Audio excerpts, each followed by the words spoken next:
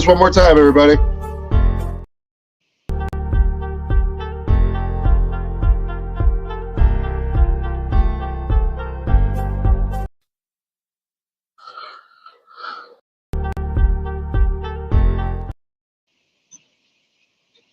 All right, so I'm having major difficulties.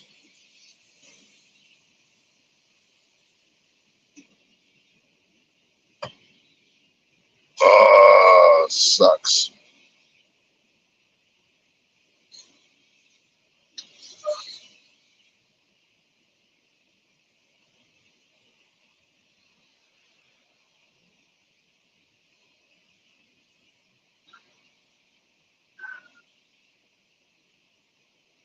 Hello?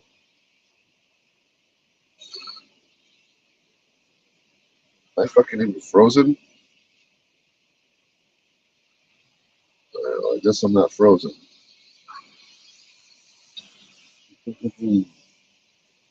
Yes, sir.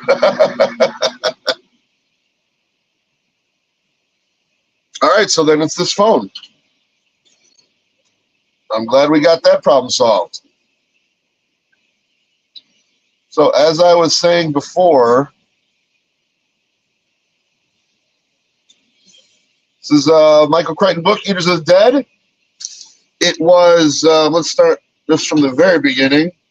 It was based on a manuscript about 1,000 years old, written by an Arab from Baghdad, City of Peace it's called.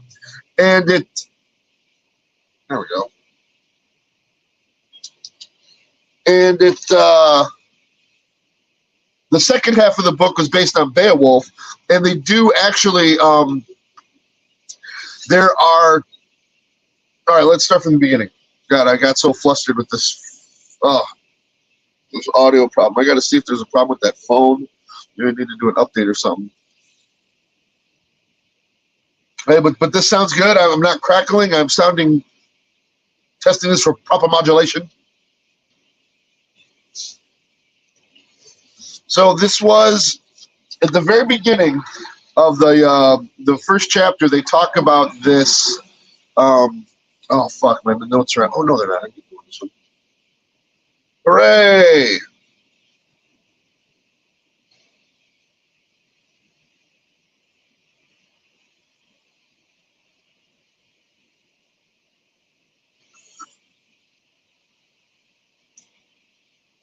Yeah, this is it's loosely based on real events. It's a story of a 10th century Arab from Baghdad, the City of Peace, and he travels with Vikings.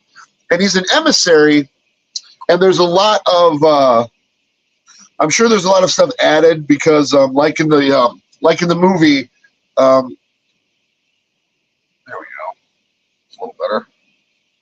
Like in the movie, the Ibn Fadlan, he gets with the Sultan's wife, and they both deny it. But in the book, they go into a little bit. Good morning. Thanks for joining us here, Dalish. So in the book, they go into more of how, yeah, and he did, he in the movie it's kind of ambiguous, but in the book he absolutely, yeah, he's like, yeah, I banged her, and then he got caught, but there was really no proof. So the Sultan decided to make him an emissary. So they send him off, and then the manuscript is, like I said, the first 3 chapters of the book where he goes on a boat, and then it's in a transfer, in a layover, he gets on a boat with a bunch of Vikings, and he travels up to Scandinavia. Then the Beowulf half of the book is where the Vikings, they fight the Eaters of the Dead. We'll get into that in a second. I am going to reread this, and I'm going to give another synopsis and review on Wednesday about the actual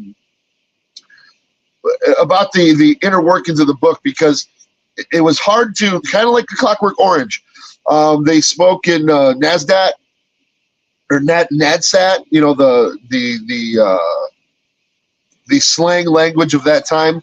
Well, in this book, it's a first-person accounting, and it's from Ahmad ibn Fadlan. And it's, first person is like, but in the first chapter, they talk about the manuscript and how the manuscript not necessarily that it's got to be true, but the fact that throughout the manuscript, Ibn Fadlan says, I saw with my own eyes. When he doesn't see something, he makes certain that I didn't see this, I just heard about it. They talked about it, and I heard about it. I can neither confirm nor deny that this stuff really happened. But the stuff that really happened, he says in the manuscript and in the book too, I saw with my own eyes. I saw. So they do make a distinction of whether he's just hearing stories about what happened, or if he's what's up? Thanks for joining me. Or if he's just 13 of us here, or if he's just hearing an accounting of what happened. And throughout the book, that's why it's kind of difficult when you first start reading it, because it is a first-person accounting. So it goes, he explains what's happening, but then, and it's probably easier to differentiate in the book, the difference between the two. There's got to be an italics, or there's got to be like a parentheses. And the narrator does a really good job of this, which is why it's confusing in the book. He will talk in his Ibn Fadlan voice, but then, all right, for example, there's a scene where they're, healing their injuries, and the Vikings use cow urine, a boiled down cow urine, to clean injuries. And as we all know now, cow urine, urine is basically ammonia. So it goes into Ibn Fadlan talking about, they take, they would take cold compresses of water, and then they would take cow urine. I did not want any of that cow, because he's a Muslim, so it's foul, so he couldn't have the the urine or anything on him. But then there's in the book, the narrator goes into a different voice, and in his different voice, it's more of a professor. And they talk, and when he's in his professor voice, he actually explains, yes, Vikings did actually use the urine of cows for cleaning. What they would do is they would collect urine, and they would keep it in barrels, and then they would boil it down, and then this boiled down mixture, it had a very pungent odor, but they would use it for cleaning, because as we know, ammonia is a very good cleaning substance.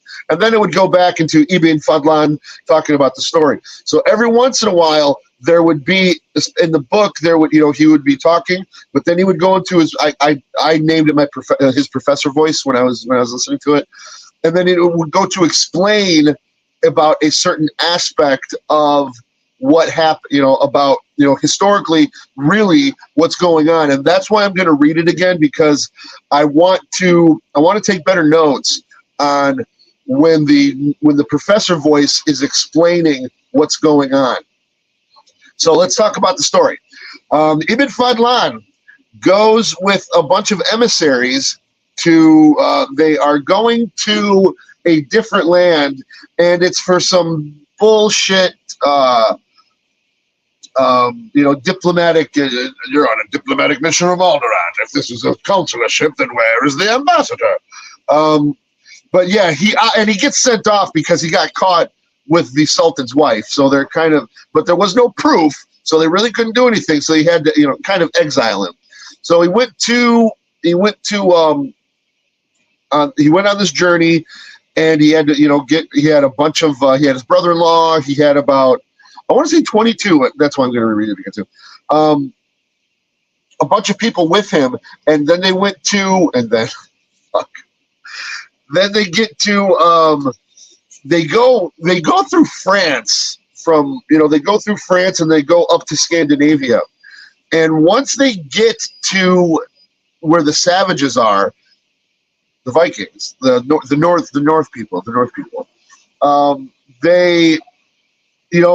very hospitable, because they're trade, they want to trade, and the professor voice gets into that a lot.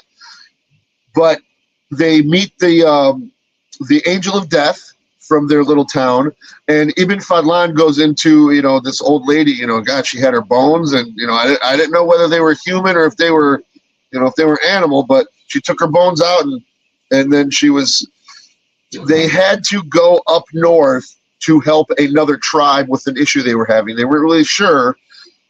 So, and she gets her premonition, and it had to be 13. So her premonition was she got 12, but it had to be one person that wasn't part of the, part of their tribe, part of their crew.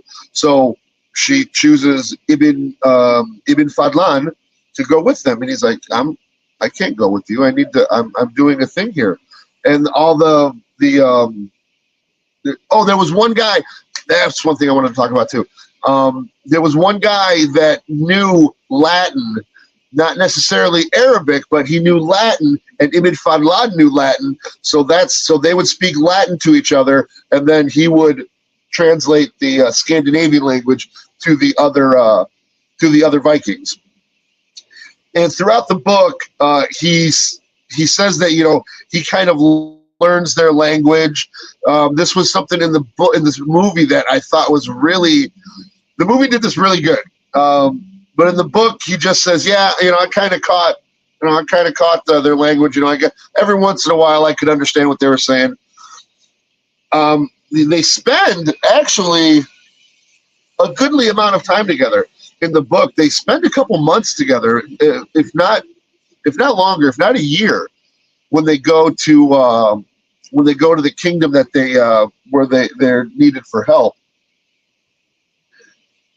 But throughout the book, the professor, it's just, oh my God, it's a really good book. It's a really good book. But to get to the Beowulf half of the book, if you guys are not familiar with Beowulf, Beowulf was the first written story. So it was the first written story of a hero. The story of Beowulf it's like 1 or 2 pages. It's not even like there was a movie with Angelina Jolie about Beowulf that was the whole thing. There's a book. A lot of the Beowulf book is artistic license. The actual official manuscript, the text of Beowulf is this monster Grendel comes to this town. Beowulf is this big, huge, strong guy who's the protector. He fights the monster Grendel. He rips his arm off, and he nails it above the archway of the town as a reminder for other monsters to not, don't fuck with this town. I ripped Grendel's arm off. That actually happens in the book. This town is being attacked by actually no, sorry. They're going this is why I'm going to reread it again. But and this is another thing too. With The Clockwork Orange, I had only seen that movie once, and that was when I was in college. So the book, I was able to immerse myself in the book a lot more easily than this, because The 13th Warrior is one of my favorite movies. So with The Clockwork Orange, in my mind's eye, I had a vision of Alex. I had a vision of Dim. I had a vision, my own. I could think of myself, but I was so, I don't want to say jaded, but with The 13th Warrior, because I've seen it so many times, I couldn't help but have Antonio Banderas be my Ibn Fadlan. I couldn't help but have the actor who played Bolvi be Bolvi. The actor who played Heron be Heron. So that was kind of distracting, and that's why I'm going to go through. And the book's only like 5.5 hours, so it's really quick. I'll probably do it today. But that was what was distracting, and that's what I'm probably going to find is going to be distracting about doing this kind of review show. Is if I'm doing a lot of books that were books that movies were taken from, the movies that I'm really familiar with, it's going to be difficult for me to separate the movie from the book, because that was my big issue with this one. Like, my Ibn Fadlan was absolutely Antonio Banderas. Although towards the end, he he did change into an older guy. Like, I don't know, like people who read, when you know, you have visions of somebody. Yes, hit that like button, please. Like and subscribe, share, tell all your friends about this.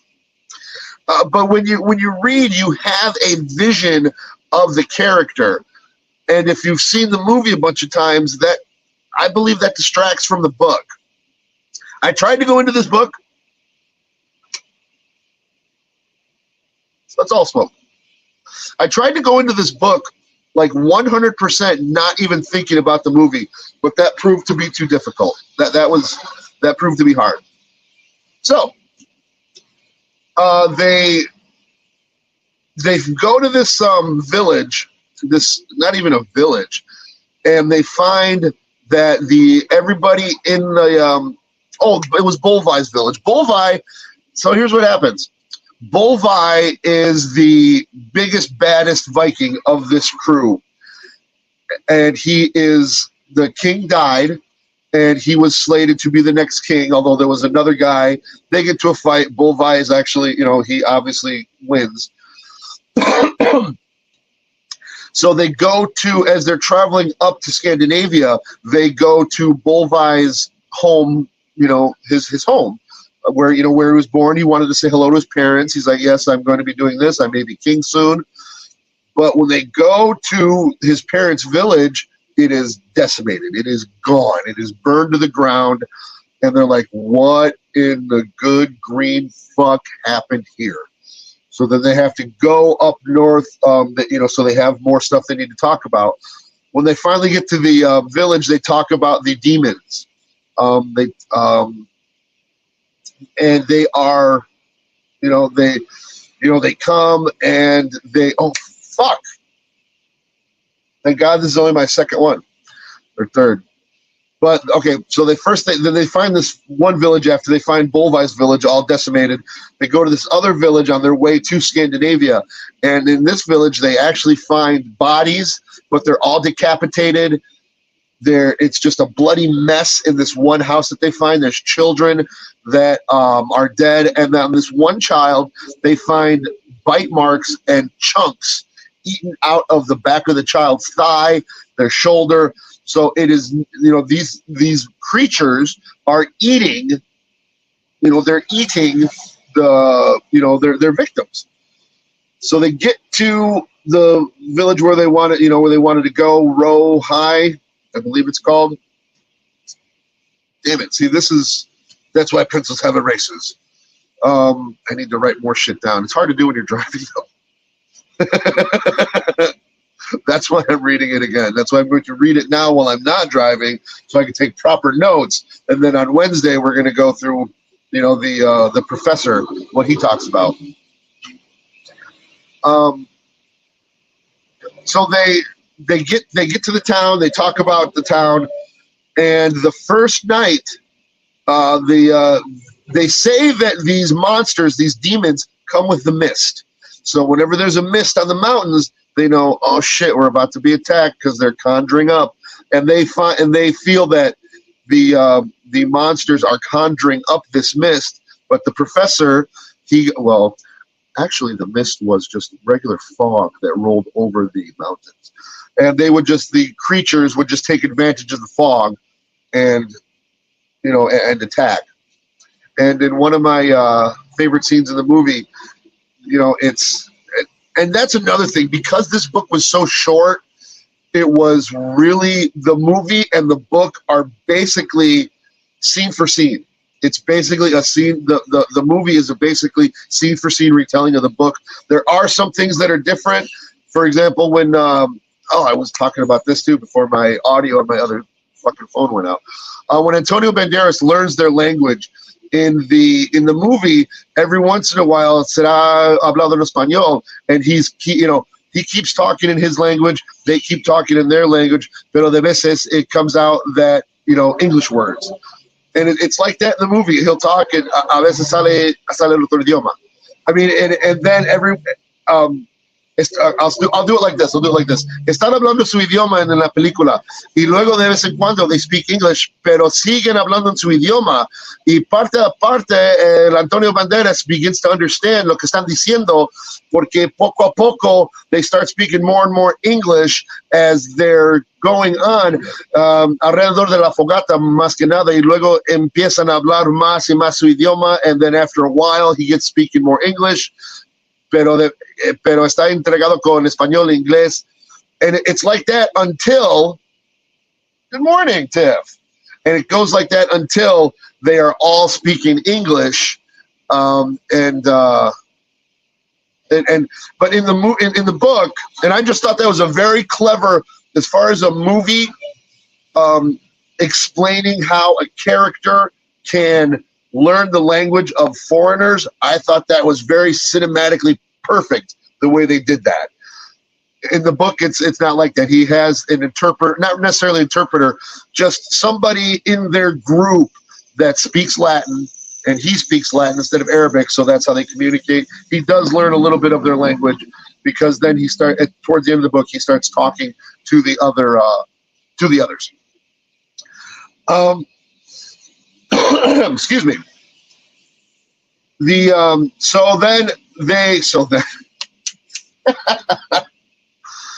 So one of my favorite scenes, they are in this great hall and they're guests, so they're pretending, they're sleeping in this great hall. They're pretending to be asleep. I'm going to put my phone down here because looks like it's getting hot, so I'm going to have the AC blow on the phone because I'm getting choppy now.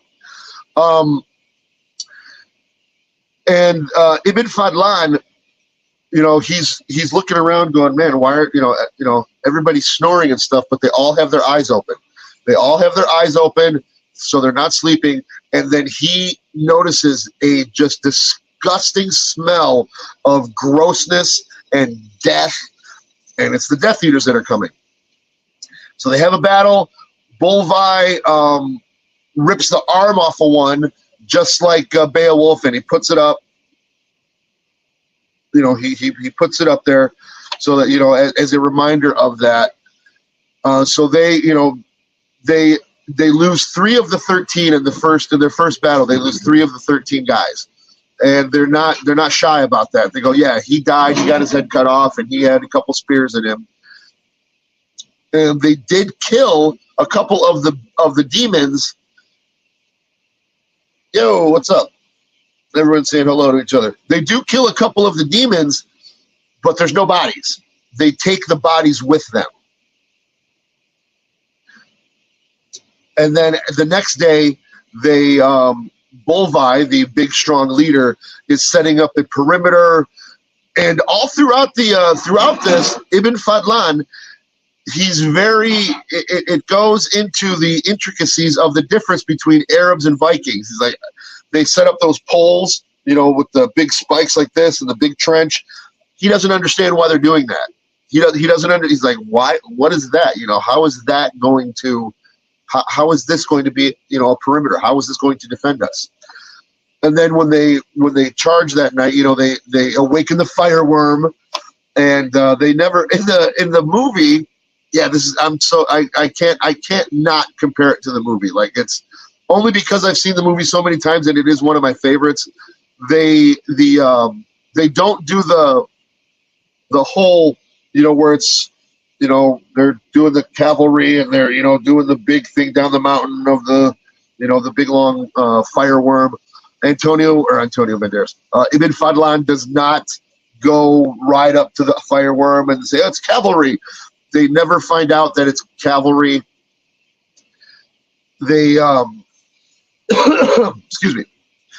They come back the second night for the battle, and then they discover that he finds out, oh, that's what the trench was for. That's what the spikes were for. And he actually gets one himself, and he thought, it was just a thin little thing. It's like, there's no way this is going to, I forgot a good part too. Shit. Take notes, motherfucker. Damn it. I'll talk about it on Wednesday. Oh, because this goes into the professor talks a lot about this stuff. Yeah, on Wednesday we'll talk about the professor stuff in the book. So there's a battle, and again, Ibn Fadlan absolutely kills one of them, but he gets kind of knocked out, and he's looking for the demon that he killed. They take the bodies away. So after that fight, they lose five more of the original 13, and then Bolvi then tells everybody, look, suit up. We are going directly to attack them. This is, we're gonna hit them where it hurts. And they go to they find this small, they get on their horses. They find this small village of the Death Eaters, but it's abandoned. There's nobody there. So the Death Eaters were one step ahead of the Vikings in this one. So they go back down, and this is a difference from the book. They go to Ibn Fadlan in the book makes mention of how huge these Vikings are. These are just huge men, and they go to this something that's different from the. All right. I was afraid of this, so we're going to have to pick up part 2. I just got a text from my boss. I got to go to a job. We will pick up part 2 on Wednesday. Thank you very much, everybody. Sorry to cut it short, but I got to make money. Later, guys.